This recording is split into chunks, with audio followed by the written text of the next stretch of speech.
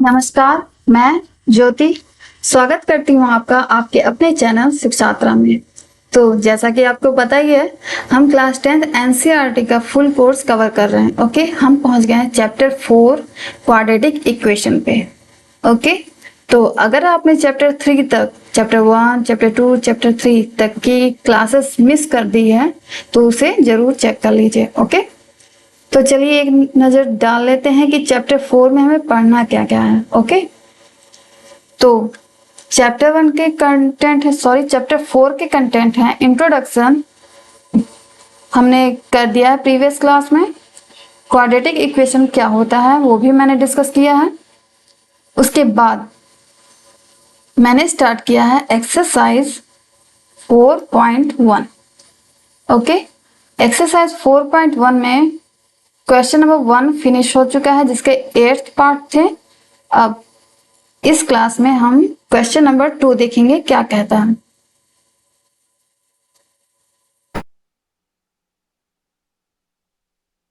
Yes, question number 2 आपके screen पे ये रहा।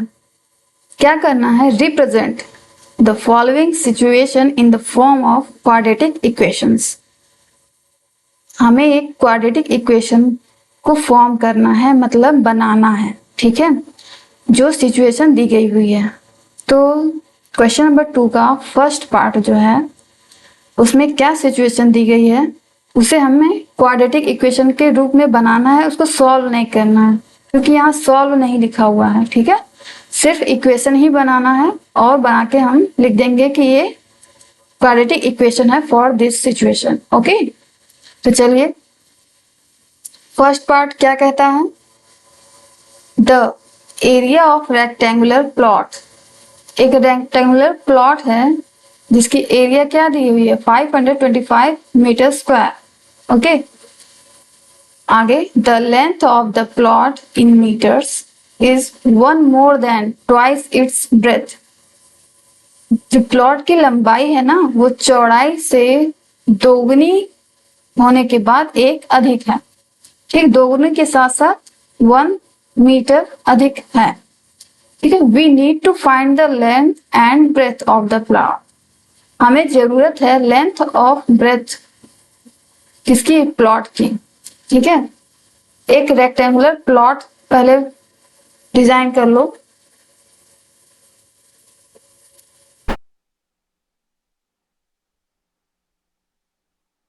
रेक्टेंगुलर प्लॉट है तो ये लगभग कुछ ऐसा होगा।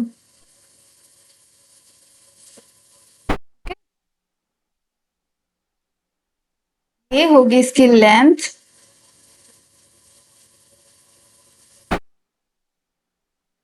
ये है लेंथ, और ब्रेथ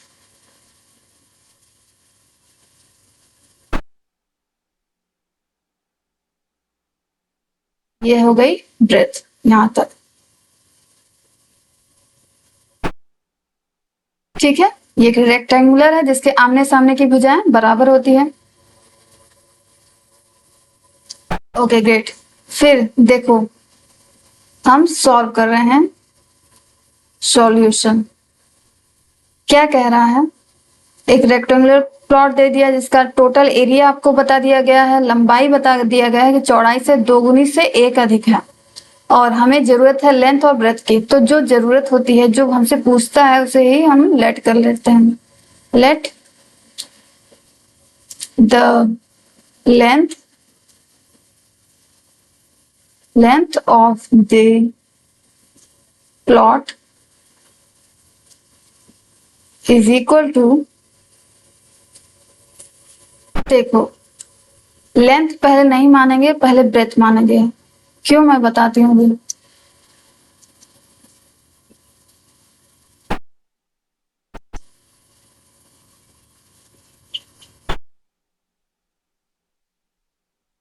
ब्रेथ यानी चौड़ाई। Let the breadth of the plot is x metre, क्योंकि मीटर में है। ओके, एंड लेंथ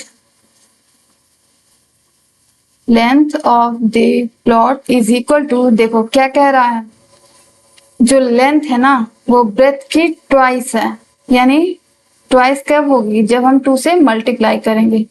उसके बाद मोर देन 1 है, 1 मोर है, तो 1 मोर कैसे हो जाता है, +1। एक अधिक करना हो तो प्लस करते हैं, जब 2 गुना करना होता है तो 2 से गुणा करते हैं। ठीक है, 2 गुना मीन्स 2 का गुणा। ओके, 2 गुने से 1 अधिक है, 2x + 1 मीटर है। ठीक, फिर क्या लिखेंगे, according to question.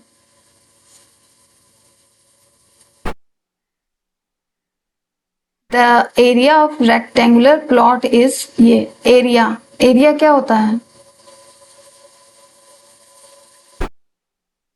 Area of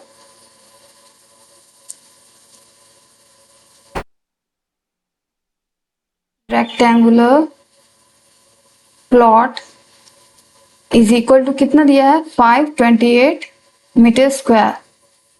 तो एरिया ऑफ रेक्टेंगल क्या होता है, लेंथ इनटू ब्रेथ होता है ना। तो चूंकि दिया हुआ है, फॉर्मूला देखो आपका ये होता है length into breadth,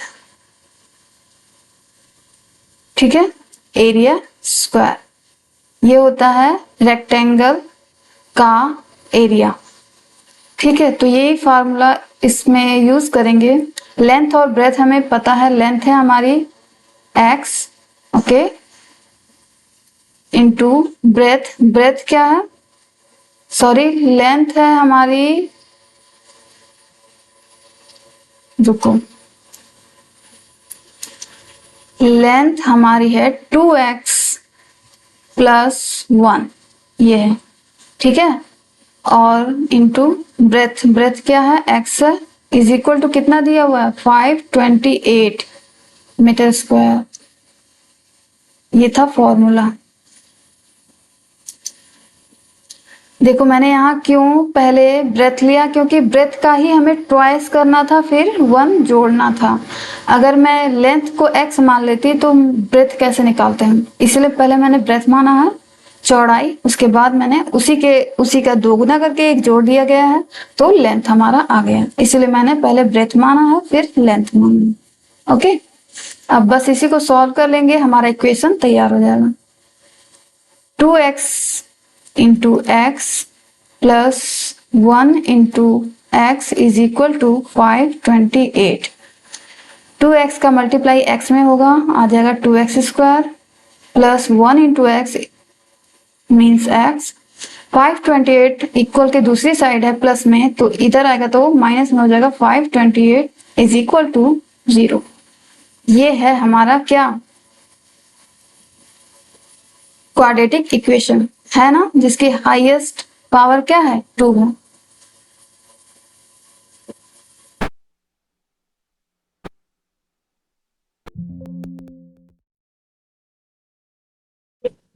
Is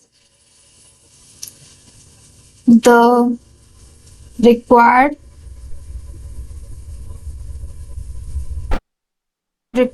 equation to find the length and breadth of the plot। ठीक है, इस इक्वेशन की सहायता से हम उस प्लॉट का लेंथ और ब्रेथ फाइंड कर सकते हैं। ठीक है, लेकिन हमें फाइंड नहीं करना है, हमें सिर्फ इक्वेशन बना के उसे दिखाना था। तो ये हमारा इक्वेशन रहा। अब मूव करते हैं सेकंड पार्ट की ओर।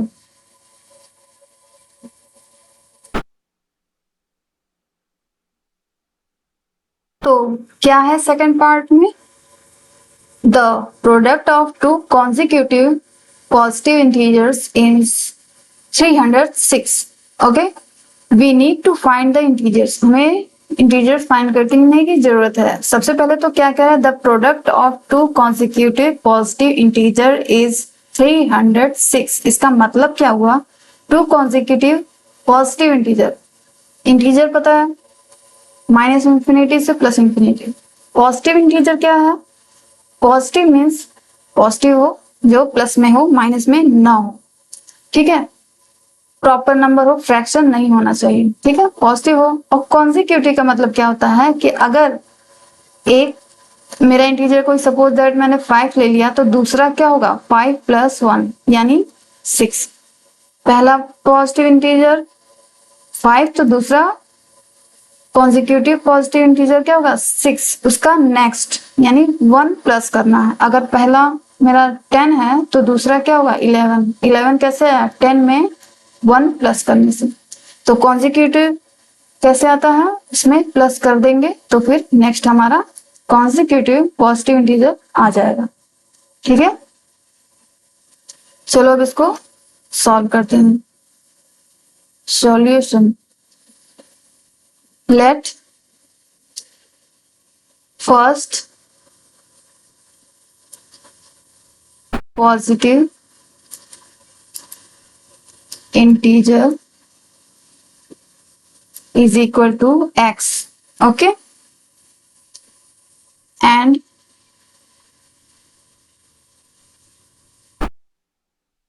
second positive integer क्या हो जाएगा?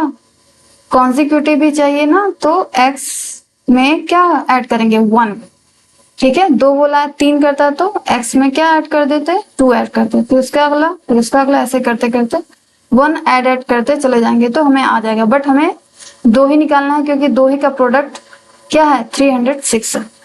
तो अकॉर्डिंग टू क्वेश्चन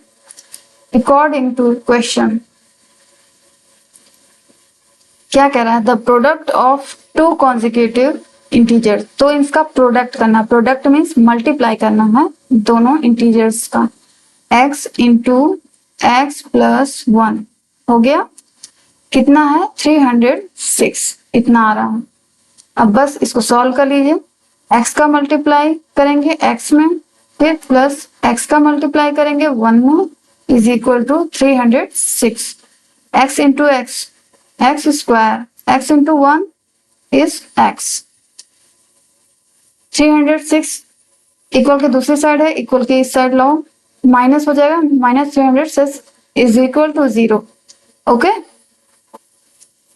यही हमें लाना था, यही क्वाड्रेटिक इक्वेशन है जिसकी हाईएस्ट पावर ऑफ वेरिएबल क्या है? 2। Hence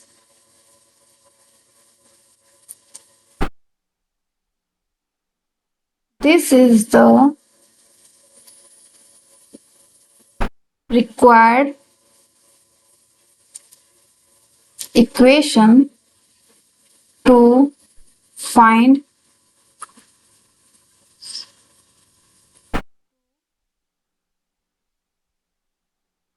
consecutive integers, okay. ये इक्वेशन हमें फाइंड करना था, हमने फाइंड कर लिया है। चलो थर्ड पार्ट देखते हैं क्वेश्चन नंबर 2 का।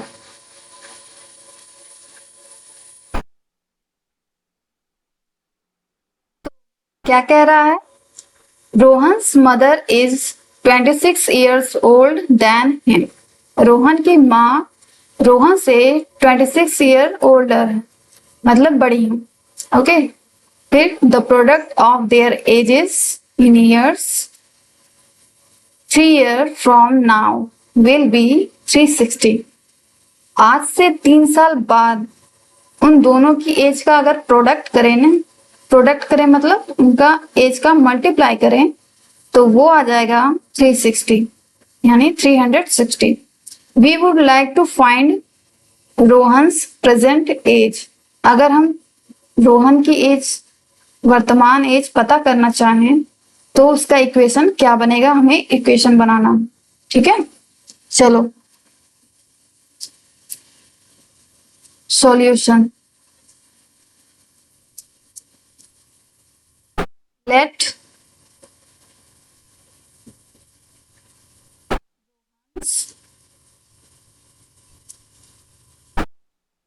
present age is equal to x years, okay. अब रोहन की एज एक्स है और रोहन की माँ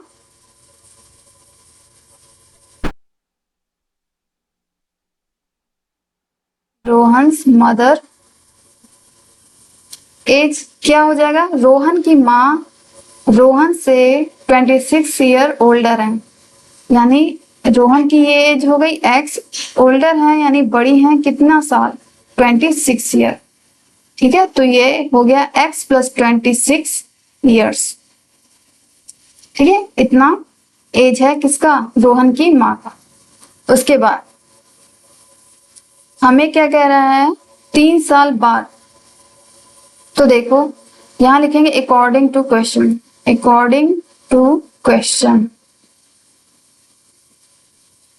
क्वेश्चन क्या कह रहा है कि अगर हम प्रोडक्ट करें, किसका प्रोडक्ट करना है, देयर एजेस, दोनों की एज का, लेकिन कब कर रहे हैं, 3 साल बाद फ्रॉम नाउ, आज से 3 साल बाद। अगर आज रोहन की एज एक्स है तो 3 साल बाद क्या होगी, उसकी एज में 3 जुट जाएगा। अगर कोई बच्चा 10 साल का है तो 3 साल बाद क्या हो जाएगा, 13 हो जाएगा। 10 से 13 हुआ यानी 10 में क्या हुआ, 3 जोड़ा गया। ठीक है, तो वैसे ही अगर x है एज तो 3 साल बाद x प्लस 3 हो जाएगा। क्लियर, ये है रोहन की एज। फिर प्रोडक्ट करना है यानी मल्टीप्लाई करना है। रोहन की माँ की उम्र है x प्लस 26, ये टोटल है रोहन की माँ की उम्र।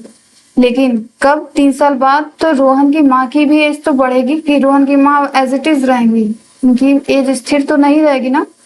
3 साल बाद दोनों में +3 होगा। ठीक है, तो दोनों का प्रोडक्ट कितना हमें दिया गया है, 360 आएगा। तो चलो मल्टीप्लाई करते हैं, x plus 3 into x plus 26 में 3 जोड़ो, 6 3 9 29, ओके, इज इक्वल टू 360। ये हो गया। चलो मल्टीप्लाई करना है अब, x का मल्टीप्लाई x में, x into x plus x into 29 plus 3 into x plus 3 into 29 is equal to 360। Clear, अब x इंटू एक्स क्या हो जाएगा, x square plus x into 29 क्या हो जाएगा, 29x। ओके, 3 इंटू एक्स क्या हो जाएगा, 3x प्लस 3 का मल्टीप्लाई इसमें करेंगे तो क्या आएगा,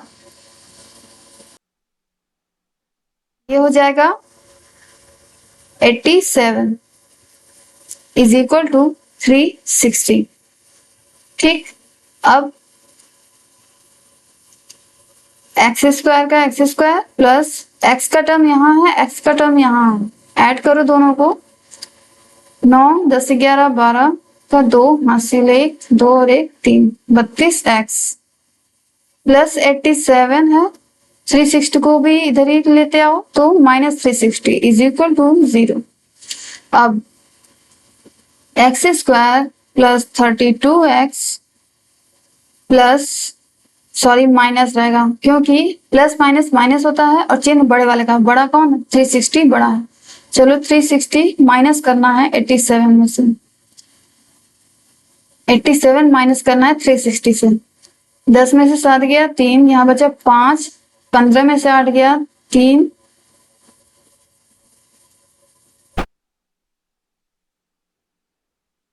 तीन नहीं,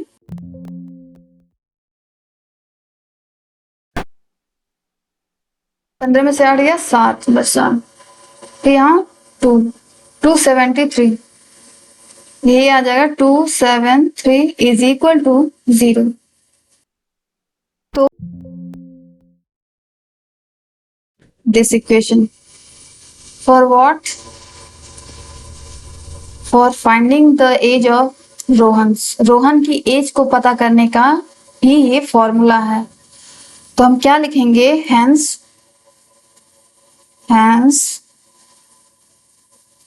this is required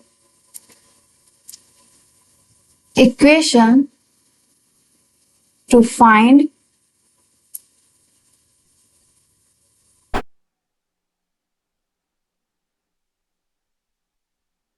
Rohan's as.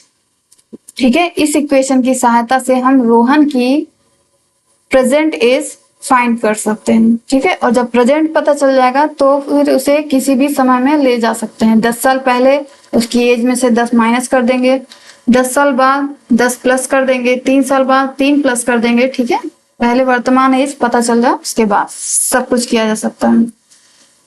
तो ये हो गया थर्ड पार्ट। अब फोर्थ पार्ट क्या है?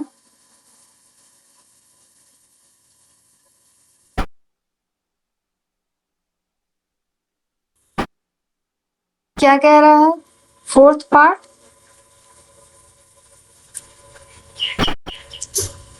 A train travels a distance of 480 kilometre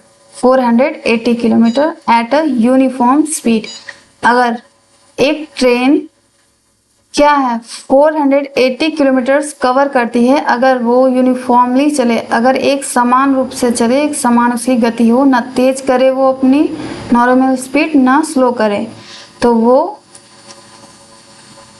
इतनी जाती है, 480 किलोमीटर जाती है। ठीक है, if the speed has been 8 kilometre per hour less, अगर train 8 kilometre per hour speed less करे तो then it would taken 3 hours more to cover the same distance. तो वो 3 घंटे ज़्यादा समय लेती है सेम डिस्टेंस कवर करने में, यानी 480 किलोमीटर कवर करने में। जाहिर सी बात है, जब कोई ट्रेन ऐसे ही चल रही है तो जो स्पीड लेगी, अगर उसकी स्पीड से नॉर्मल स्पीड से कम करे तो सेम डिस्टेंस को कवर करने में ज़्यादा समय लगेगा ही लगेगा। ठीक है, तो क्या कह रहा है? We need to find the speed of the train. तो हमें क्या करना है? फाइंड करना है स्पीड ऑफ द इसका ट्रेन का। ठीक, तो जो पूछता है उसको पहले लेट कर लो। Solution, let the speed of the train. Train की स्पीड हम मान लेते हैं x kilometer per hour. Okay, distance same रहने वाला है 480 किलोमीटर। ठीक है, डिस्टेंस ये नहीं कह रहा है कि अगर तेज चलेगी तो कितना कवर करेगी, कवर उसको 480 किलोमीटर ही कवर करना है। ओके,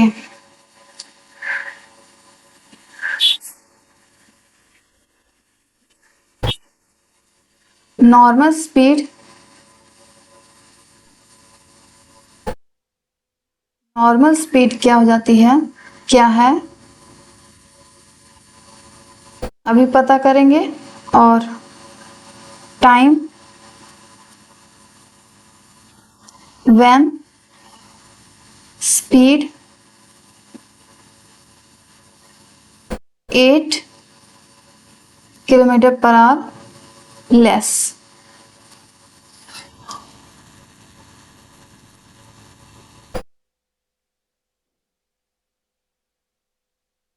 टाइम इन,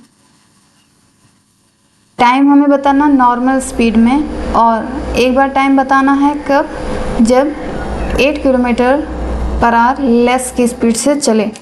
टाइम तो कुछ याद आ रहा है टाइम से? टाइम, डिस्टेंस और स्पीड, कोई फॉर्मूला याद आ रहा है? हिंदी में होता है चाल बराबर दूरी बटे समय। इंग्लिश में speed is equal to distance upon time. ठीक, तो यहां से टाइम क्या हो सकता है, TIME time is equal to distance, distance upon क्या, स्पीड।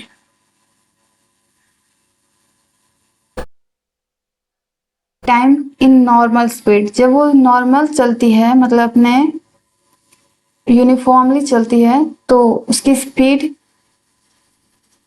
क्या होगी, मतलब टाइम कितना लेगी। डिस्टेंस, डिस्टेंस क्या है, टोटल डिस्टेंस क्या है हमारा 480 ही है, अपॉन स्पीड। स्पीड हमने क्या माना है, the speed of the train x, normal speed है x। ओके, अब टाइम बताना है when speed 8 kilometre per hour less, जब 8 kilometre per hour less slow चले, ठीक है, तो ट्रेन कितना टाइम लेती है ये बताना है। डिस्टेंस वही हमारा रहेगा, डिस्टेंस अधिक कम नहीं होने वाला, और उसकी नॉर्मल स्पीड में से माइनस हो जाएगा कितना, 8। स्लो चल रही है तो माइनस किया है, अगर लिखता फास्ट चल रही है तो हम प्लस करते हैं। ठीक है, तो x माइनस 8 ये हो गया हमारा टाइम। ठीक, फिर अकॉर्डिंग टू क्वेश्चन,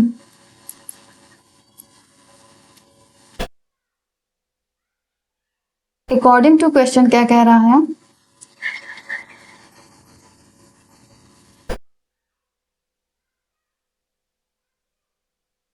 देखो, if the speed has been 8 kilometre per hour less, अगर वो अपने नॉर्मल स्पीड से 8 किलोमीटर पर आवर लेस करे, then it would have taken 3 hours more. वो टाइम कितना लेती है, 3 घंटे अधिक समय लेती है कवर करने में सेम डिस्टेंस। ओके, तो चल रही है तो ये वाली वैल्यू आ रही है, ये वाली टाइम कितना टाइम ले रही है, और जब नॉर्मल चल रही है तो ये वाला टाइम ले रही है, तो जब स्लो चलेगी तो ज़्यादा टाइम लेगी कि नहीं, इट मीन्स ये ज़्यादा है, ये मेरा ज़्यादा वैल्यू है। 480 अपॉन x माइनस 8, ज़्यादा टाइम में से कम टाइम हम घटा दें तो कितने का अंतर आ रहा है, 3 आवर्स, 3 आवर्स का डिफरेंस आ रहा है कि नहीं, 3 आवर्स का डिफरेंस आ रहा है टाइमिंग में, जब वो नॉर्मल चलती है और जब वो स्लो चलती है। कौन चलती है, ट्रेन।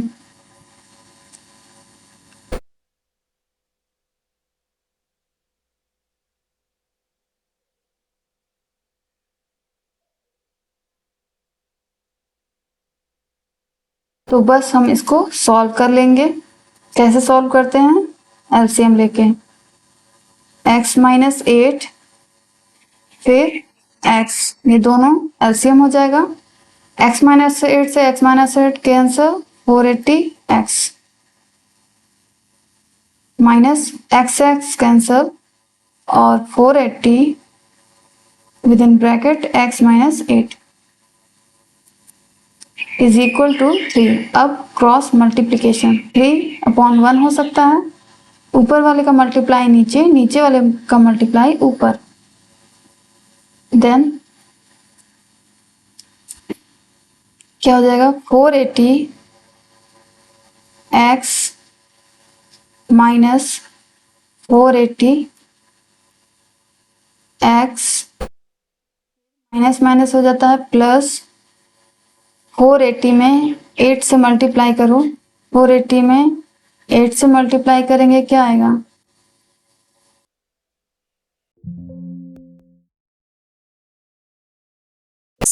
तो यहाँ प्लस क्यों है, माइनस माइनस प्लस। ठीक है, ये हो गया पूरा, इज इक्वल टू 3 से मल्टीप्लाई करेंगे इसमें तो क्या आ जाएगा, 3x ब्रैकेट में x माइनस 8। ठीक, फिर देखो यहाँ 480x माइनस 480x, ये प्लस में है ये माइनस में है, सेम चीज है, एक प्लस में एक माइनस में, तो कैंसिल हो जाएगा, मतलब किसी चीज को उतने में से ही उतना घटा दें तो वो 0 बचेगा। तो यहाँ आ जाएगा 364 इज इक्वल टू, मल्टीप्लाई करो अंदर, 3x² माइनस 3 8 24, फिर x होगा ना, यस। अब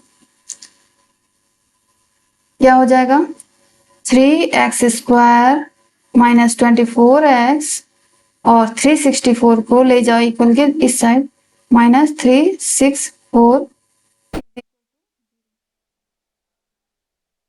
इक्वल है, ठीक है। तो ये हमारा क्वाड्रेटिक इक्वेशन आ गया, जिससे हम पता कर सकते हैं क्या, स्पीड ऑफ ट्रेन की स्पीड हम पता करेंगे। यानी यहाँ से x की वैल्यू आ जाएगी, x की वैल्यू आएगी तो हम x की वैल्यू क्या माने, speed of train is equal to x km/h, ठीक है। यहाँ से हम x की वैल्यू फाइंड कर सकते हैं। ये देखो अच्छे से मैं लिख दे रही हूँ, इज इक्वल टू 0,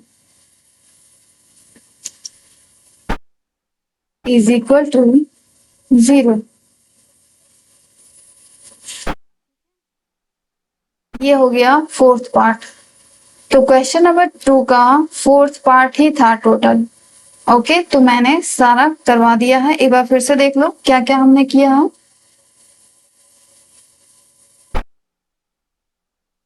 ये रहा फर्स्ट पार्ट, जिसमें एक रेक्टेंगुलर प्लॉट का इक्वेशन हमें बनाना था। सेकंड, प्रोडक्ट करना था 2 कॉन्जिक्यूटिव पॉजिटिव इंटीजर का, वो हमने किया। तीसरा पार्ट था हमारा रोहन और उसकी माँ की एज को लेकर, तो वो भी हमने इक्वेशन फाइंड करा। और चौथा और लास्ट था हमारा ट्रेन के ऊपर बेस्ड, जिसमें एक फॉर्मूला लगा है, चाल बराबर दूरी बटा समय वाला। ओके, इस तरीके से हम लोगों ने इस क्वेश्चन को सॉल्व किया। तो आज की क्लास में मैं इतना ही रखती हूँ, ठीक है। नेक्स्ट टॉपिक हम लोग अगले क्लास में कवर करेंगे। तो समरी ऑफ द क्लास क्या हो जाएगा, टुडे वी हैव कंप्लीटेड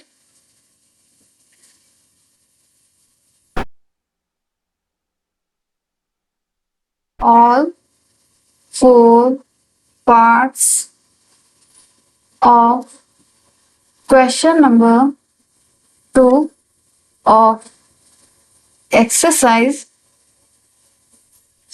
4.1, ठीक है। एक्सरसाइज 4.1 का क्वेश्चन नंबर 2 हमने कंप्लीट किया आज, जिसके 4 पार्ट थे। अब इसी के साथ ही आपका एक्सरसाइज 4.1 होता है कंप्लीट।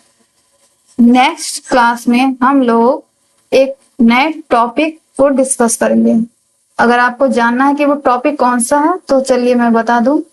वो टॉपिक हमारा रहेगा solution of a quadratic equation by factorisation. हम एक क्वाड्रेटिक इक्वेशन को फैक्टर करना सीखेंगे, ठीक है। वो काफी इंटरेस्टिंग है, बहुत मजा आने वाला है उसमें। हम फैक्टर करेंगे किसका, क्वाड्रेटिक इक्वेशन का। उसका फैक्टर करके उसका सॉल्यूशन फाइंड करेंगे। जैसे अभी हमने सिर्फ हमने सिर्फ निर्माण किया है किसका, क्वाड्रेटिक इक्वेशन का, इस क्लास में।